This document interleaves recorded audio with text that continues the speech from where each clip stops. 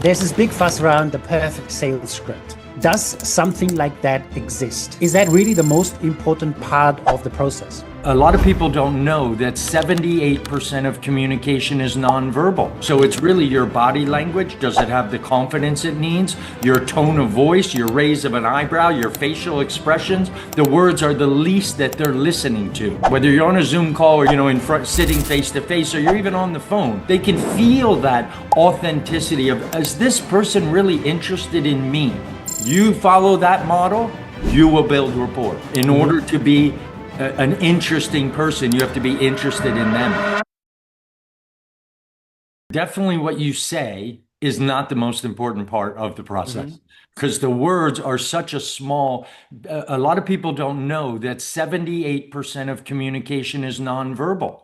So it's really your body language. Does it have the confidence it needs? Your tone of voice, your raise of an eyebrow, your facial expressions. The words are the least that they're listening to. You have to be underneath all of that truly, authentically, genuinely interested in people, especially the person right in front of you. Whether you're on a Zoom call or you're, in front, sitting face to face, or you're even on the phone, they can feel that authenticity of, is this person really interested in me?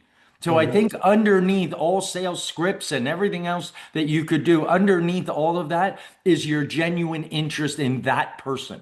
I mean, that makes a lot of sense, right? Authenticity, it just comes through, right? If somebody lies to your face or just doesn't believe what they talk about, Or if they're just trying to do it for the sale.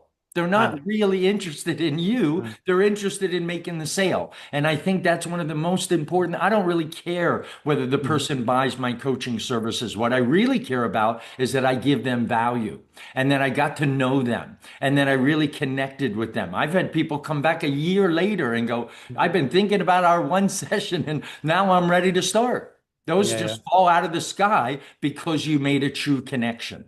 Why are relationships so important in sales? Because they buy from people they like. They buy from people who are genuinely interested in them. They buy from people.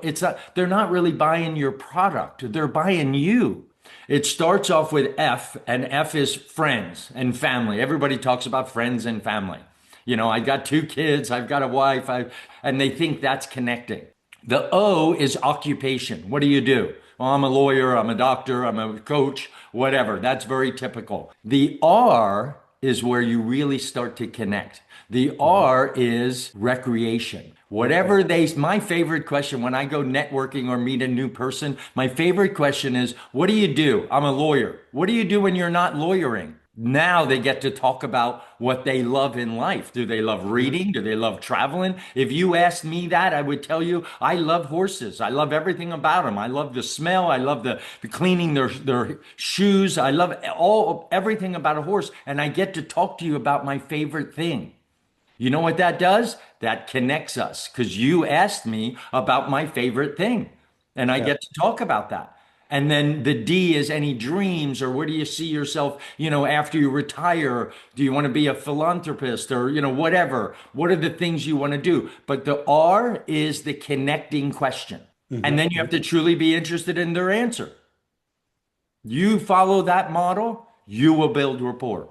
In order to be an interesting person, you have to be interested in them. And I'll just tell you very quickly, many times my wife and I will go to a party, and at the end of the party, they'll go up to her and say, your husband is so interesting. And she'll ask me, well, what did you tell him about? I didn't say anything. I only asked them questions about them.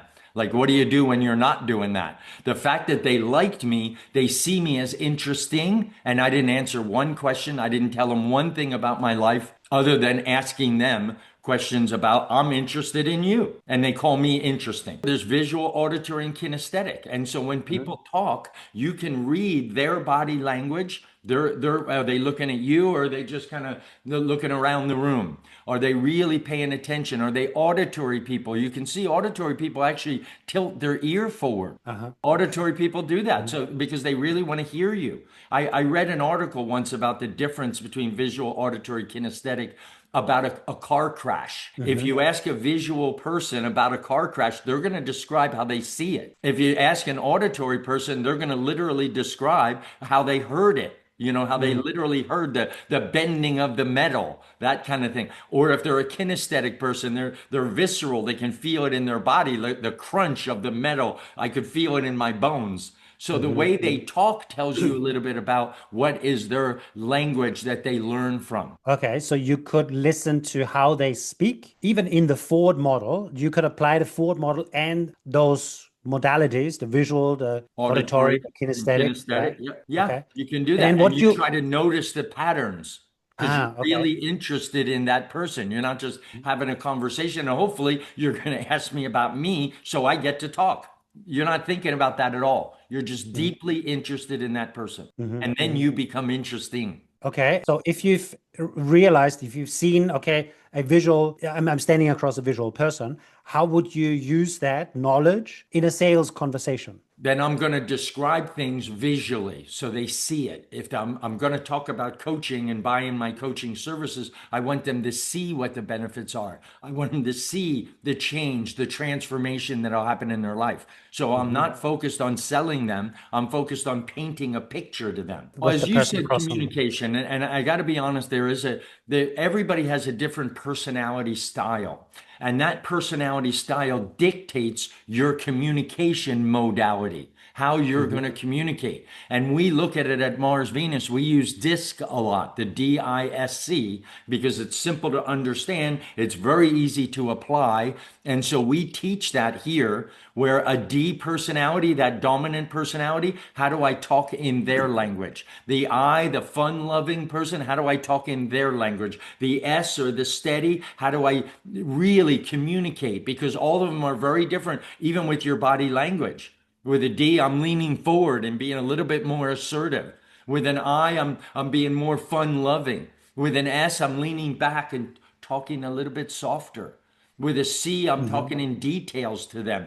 Disc profiling is fascinating because the profile that they have personally of who they are is exactly how they communicate. And so Mhm. that makes me a better communicator because I can sell to a D very differently than an I, differently than an S and a C. So that's a big tool that we teach here. Yeah. And in terms of layers of communication. People, it's so Mm. subconscious. It's such on a subconscious level that people don't notice unless you're doing it, very intentionally. Mm. You know what I mean? Very inauthentically. You know what I mean? I'm really trying to connect with that person. Mm. So I'm not, as soon as you cross your legs, I cross mine. And then as soon as you cross your arms, I cross mine. Then it's too deliberate. It's Yeah. it's not being authentic. I'm being authentic because a lot of times that mirror is happening without even thinking about it in the Mm. middle of a conversation. I'm not deliberately saying, let me match what they're doing. So, because that again becomes inauthentic. And I want it to be on a subconscious level.